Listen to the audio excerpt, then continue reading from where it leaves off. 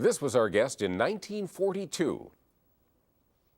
And here he is today. Dick Leonard, retired editor of the Milwaukee Journal, is my special guest next on I Remember Milwaukee.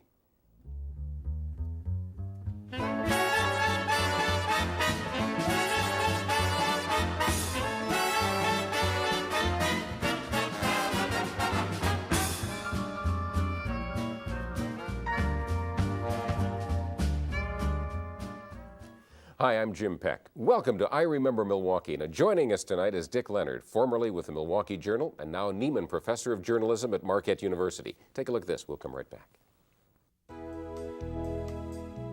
Dick Leonard's been a newspaperman all of his life. He started early, editing the grade school newspaper when he was 10 years old. He edited every school newspaper he worked on from junior high through college. Mr. Leonard joined the Milwaukee Journal in 1947, months after graduating from the University of Wisconsin in Madison. As a reporter, he covered the Ed Gein trial in Plainsville, Wisconsin. In 1982, Mr. Leonard was named managing editor of the Milwaukee Journal. Under his editorship, the paper won 2 Pulitzer Prizes. Mr. Leonard started separate sports and business pages and created the In My Opinion column. Since his retirement in 1986, Mr. Leonard continues to be active in the International Press Institute, an organization of journalists. As Nieman Professor of Journalism at Marquette University, Mr. Leonard is still influencing journalism in Milwaukee. Now, you never think about Dick Leonard starting out as a reporter. Was it 1947? Started out with the Milwaukee Journal. Yeah. And your first story was not terribly auspicious, was it? No. The Barbershop Quartet Convention was here, and they sent me over to interview the head of it. And we were sitting in the Lorraine Hotel, or Schrader Hotel back then, about the 5th floor.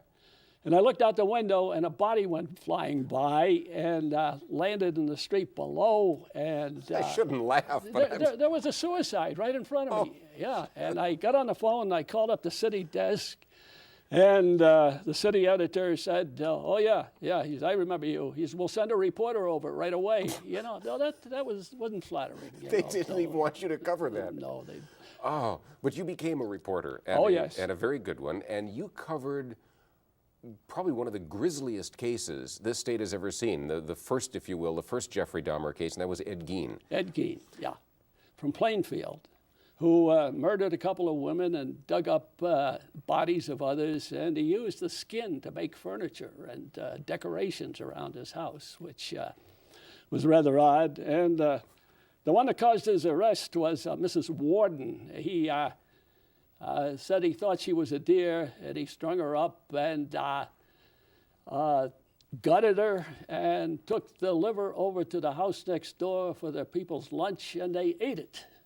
Oh, that's part of the story I didn't remember, yeah, well, and I'm sorry you reminded me. Yes, but that brings up something, because with the cases now, it seems that you can't get too graphic. No matter what you say is okay. Was it that broad when you were covering the Gein case? It never really got to be a case because he was found incapable, mentally disturbed. It was put away. But in the Waushara County Courthouse, I sat next to him while the judge was trying to figure out what to do with him.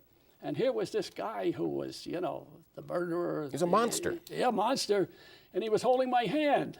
Holding my hand. And I said, God, I hope nobody takes a picture of this, It was an odd thing. But what are they going to do with me? What are they going to do with me? And what was your feeling about him? He was crazy. And that was it. It's a wonder he stayed out as long as he did. Yes, because this did go on for some time. Oh, yeah. Television, of course, really, well, I'm trying to think. Yeah, there was television news then, but did they have they didn't really get in to do the kind of graphic coverage that we would today. No. In fact, I can't even remember a television camera being on the scene. It was all newspapers, including some tough guys from Chicago. They came up, and they had 2 guys dressed up as police officers from Chicago. And whenever there was a huddle of the law enforcement officers, These two guys would be right in the middle of it, getting all the information. And then they come out and they'd run over to the Tribune and the other newspapers and spill all that they'd learned. And the Milwaukee papers or Wisconsin papers couldn't get that stuff because we hadn't brought up any so-called policemen, with us to get in on the inside. Now, you were around when television news was just beginning. Yeah. We just touched on that a little bit. It wasn't very auspicious at the beginning either. What did you think about it when it started? Television news? Mm-hmm. Oh, I didn't think it would last. I really looked with horror at the way it was being handled back that time. One of the big reporters on a channel, not our channel, we all got the county budget, thick like this, and it got thrown at us one day. And they called him up, and they got him on the phone right away and said, we can use 90 seconds, 90 seconds. And he found somebody who gave him 90 seconds, and then he had to go home and read it and find out what it was about. It was superficial. That's what I thought of it then. And it tends to be not as in-depth now as it might be. I think it's gotten better, but you still got to read a newspaper if you want to find out what's happening. Well, going back to those early years in television, Art Olczyk in his book Live at the Scene talks about there really wasn't much credence given to television reporters back then. And at that time, there was just Channel 4 and the Milwaukee Journal and Sentinel. Art's reporting consisted, when we wrote a story, and we'd put a copy of it on the spike in the newsroom, and the TV reporter would come along and take it off the spike and read it to WTMJ, and that was television news reporting. So you didn't think a lot of these guys? Well, they were nice guys, but that's not what I'm saying. In fact, one of them one day ripped his hand on the spike, and he was bleeding all over the place, and we thought there ought to be some award for television reporting to this guy because of the injury he had received. Now, you had no idea that it was, or did you, that it was going to be as big as it has become? No, especially in news. I could always see entertainment getting very big, but news, I didn't think it would grow to what it is now. A lot of it. One of the things that surprised me was that for many, many years, on election night, WTMJ, for example, would do its coverage out of the Journal building at 4th and State. Big night. And only the press reporters got to be reporters that night.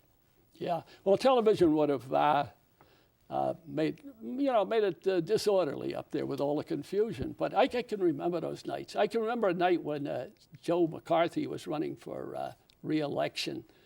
And he had a crush on one of our female reporters, and he was behind. He was behind in the election. And she didn't like him at all because of his political views. She was not a McCarthy fan. And he came over to her at that point where the results were going against him, and he said, I'll bet you a steak and 2 drinks that I win. And she looked at him and said, who would eat with you? And that, of all the things that ever happened to McCarthy, I think that was probably the most crushing. What did you think of him? First of all, because there undoubtedly are people watching who really don't remember very much about him, kind of set the stage for Joe McCarthy. Well, McCarthy was the guy who claimed that there were 150 communists in the State Department, and he ran around guilt by association, made a lot of noise, but without ever coming up with evidence, and he was finally censured by the committee that investigated him. But he was a odd duck. I was president of the press club, and we were putting on our annual dinner, and we hadn't invited him. We'd invited a lot of celebrities, and I was there at the dinner, and he came up to me and says, I didn't get my invitation, but he says, you want me to be here, don't you? And I said, no. I said, not especially. And I said, you're certainly not going to make a speech. And he said, no speech. And so he sat down. And the program was going along pretty well when all of a sudden I hear this, Mr. Chairman, and he spoke in this deep voice. And here he was standing up in the middle of the ballroom at the Pfister Hotel wanting to say something. And he did. He talked for about 5 minutes, and we didn't know how to shut him off. And after it was over, he came up to me at the bar, and he says, "You mad at me?" I said, "No, I'm not mad at you." I said, "But you didn't do what you said you were going to." And he says, "Well," he says, "everybody will think more of you having had McCarthy talk here." He says, "I'm putting hair on your chest, kid. I'm putting hair on your chest." I can remember him saying that. And then he wanted to buy me a drink, which I did not accept. So he'd be a friendly guy. You know, he'd be hostile towards you, but he'd be friendly. He was very hostile toward the Journal. I can remember listening to speeches, and they'd say, you know, "Give him hell, Joe," and he'd say, "I'll give it to the Milwaukee Daily Worker," he used to call it. Yeah, he did that. Yeah. Now, you also covered a fascinating story to me, and that was the so-called visions out at Nisita. Oh, yeah, that was a big story.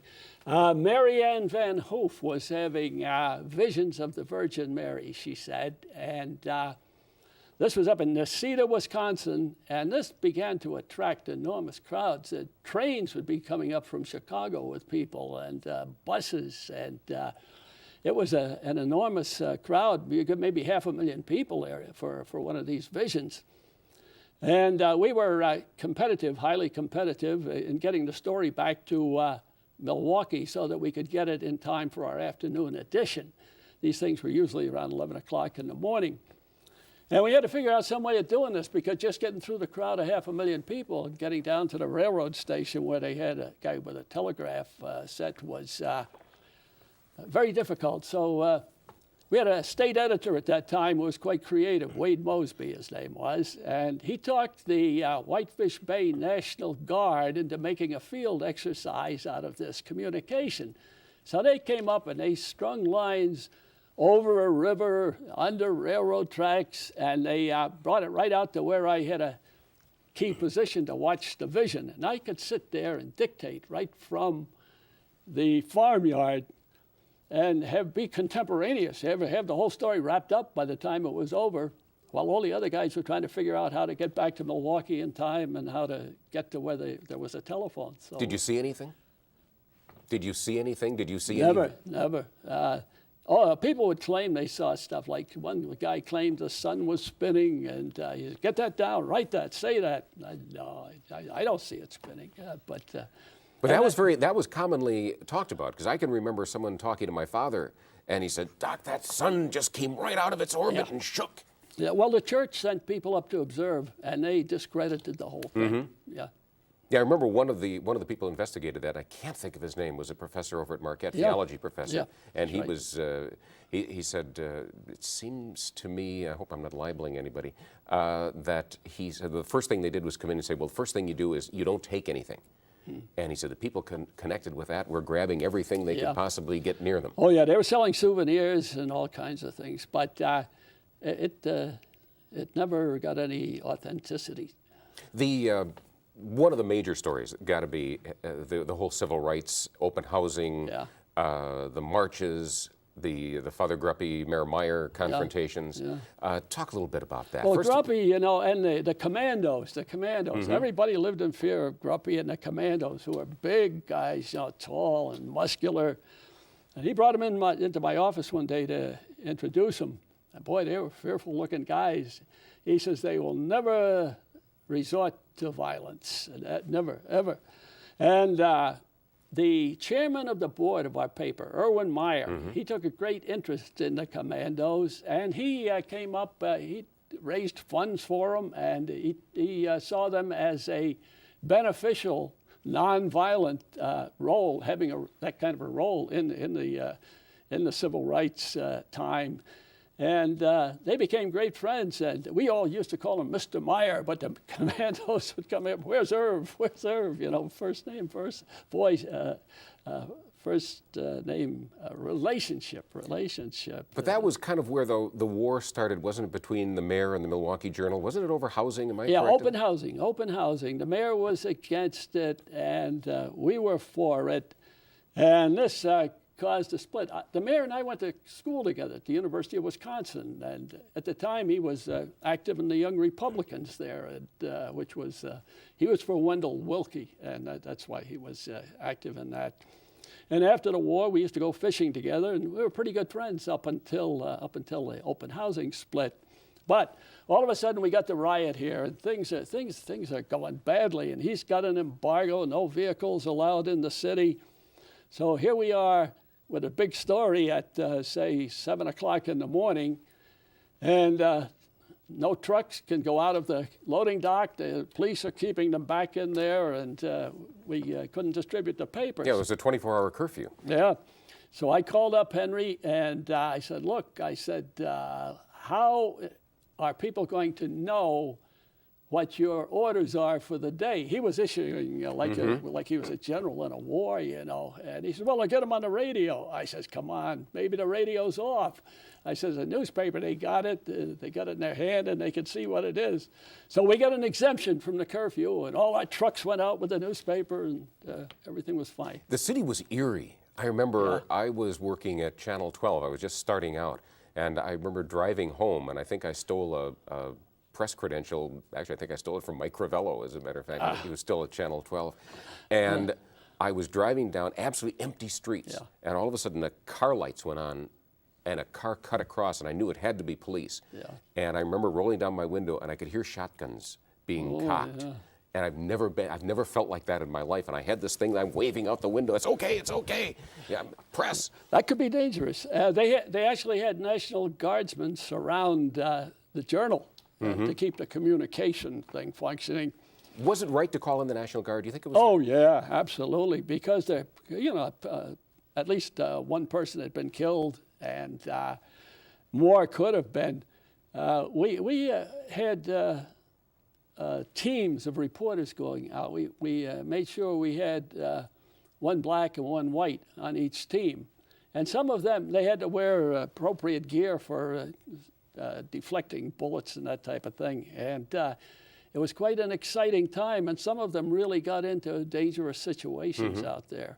Yeah, without the National Guard, I don't think it would have been put down. That had a profound effect on Meyer. He was never a national figure after that, it seemed to me. Oh yeah, he was a national figure after that. But that was sort of a moment of glory, see, because he had to make the decision. According to the way he told it, he asked the police chief, "Can you control this?" And the chief said yes. And things got a little worse and a little worse. And finally, the mayor overrode the police chief at that time and said, called for the guard. And that did settle things down.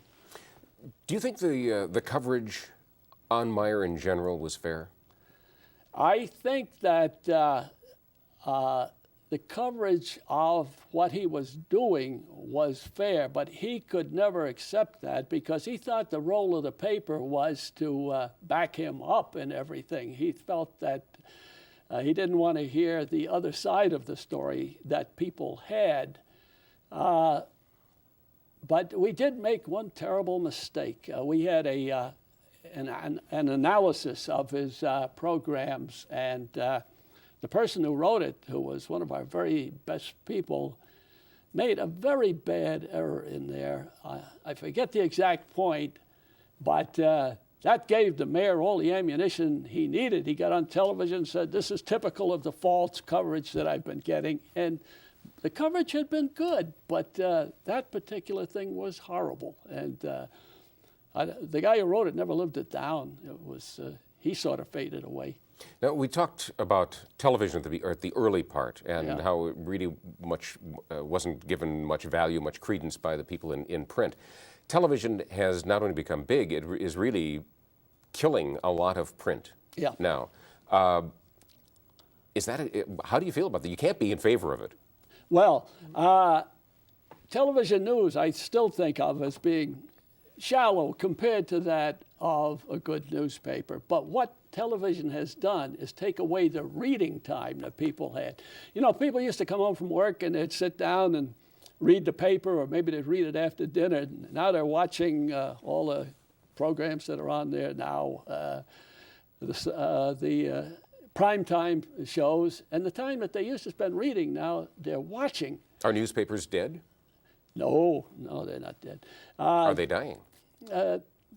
There are fewer newspapers than there used to be, but I think there'll always be newspapers because the the need for information gets bigger every day, and reading is a good way to get it. You know, your brain gets involved when you read. You can watch television, you can be having a beer or something and not, you know, just watching casually. But if you're going to read a newspaper, you got to apply yourself to it. And you can go through it and read what you want, save what you want, carry it where you want. But we're in a country where I think the figure is something like 65 or 75% of the people in this country last year did not read a book, not one single book.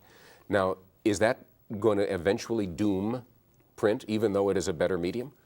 No, I don't think you can relate books. Books are something you read after you've done everything else, I think. You know, it's not a high priority thing. But knowing the news, like today, is it going to be a stormy day? Is there a tornado coming this way? Is there a big fire downtown that might spread to the suburbs or something like that? You know, this is stuff you need for your own information and protection. But television can do that, because now you're talking something immediate. Yes, you can. Really, for print, you need the time to meditate, to take something in, and to read it. I just wonder whether that's going to keep going. What do you see the newspaper of the future? People are spending less time on newspapers, so obviously they have to be easier to read than they used to be. And they've got to do things that television and radio can't do.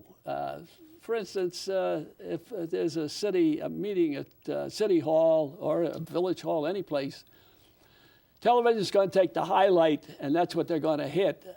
The newspaper's got the opportunity to get into the detail, and the newspaper can carry the obituaries, the people who died, and believe me, there's a big audience for them out there. When you get to be my age, that's one of the things you turn to right away and see who's still with us. But you can't do that on... What's the old George Burns line? The first thing I do in the morning is read the obits, and if my name isn't there, I get up. Yeah. You're teaching now. Yeah. What is your take on the students going into journalism today? Are you impressed with them? What are they looking for? Oh, they're brilliant. I mean, when I went into journalism at the Journal, I did all right. I did well. But these kids today are so much better than I was at that stage, and I attribute it to the fact that they've been that they brought up faster. They've had the opportunity to see things on television and to learn, and the knowledge in the world has grown faster, and they have assimilated it. We get an awfully good selection of students at Marquette, and they got one more thing. When I was editor of the Journal and I was hiring, I hired more people from Marquette than any place else because I found sort of a service concept that was built into them, that they wanted to do something good. It wasn't just an exciting job. It wasn't just a way to make a living. They wanted to do good. And I think that's important. And I still find them that way today. If you were going to start out now, yeah, and you were going to go to journalism school, yeah, what would you study? I would study everything in sight. I now know most of that because I've taught it, but I'd know all about computers. I'd know all about the home delivery of the news. I'd know about broadcast news. I'd know about television news, because we're talking about news which will always require the same element. Somebody's got to report it. Somebody's got to edit it. Somebody's got to do the graphics. There'll always be the need for those skills. But you'll be using them in different ways according to how the news is delivered. And some of the newspapers now, Fort Worth, for instance, they have newspapers online where there's more stories online than there is in the actual paper because the space is unlimited. And it'll be that way in Milwaukee soon. The Wisconsin State Journal already is online. Mm-hmm. The Marquette Tribune is online. But you'll be able to pick up the news in your home, on your computer, any way you want it. I can remember being told that don't major in journalism, major in political science, major in English, major in history, something else, and minor in journalism. Could be. As it is now, you can only take about 25% of your credits in journalism at Marquette or any other accredited school. So you got 75% of your credits to become an expert on something. And, that's great. Because is that a good idea, to become an expert on something? Oh, absolutely. What would you become an expert on? Well, I had one woman came in the office on a day when we really didn't need anybody, and she says, I've got a major in journalism and a minor in home economics. And we needed somebody to do the recipes and the food stuff. And even though we were up to our table of organization, she had a job right there. But a lot of people go into political science, and that's helpful because government plays a big part in what you cover. Do we learn too much about candidates? Yeah, I think so. I think that now, this is the thing that bothers me very much. You know, everybody does, oh, the tabloids, they're terrible, they're terrible. But then the tabloids come up with stuff like Gary Hart and the troopers and Clinton. And the New York Times doesn't report that as its own reporting. They're saying this tabloid said today. Mm-hmm. So eventually it finds its way into the so-called respectable papers, and I think there's a lot of stuff that's nobody's business that gets played up in the press. Dick, thank you very much. This has been a delight. The half hour has gone by way too quickly. Surprises me. Thank you, and thank you for being with us. I hope you will join us next time right here on I Remember Milwaukee.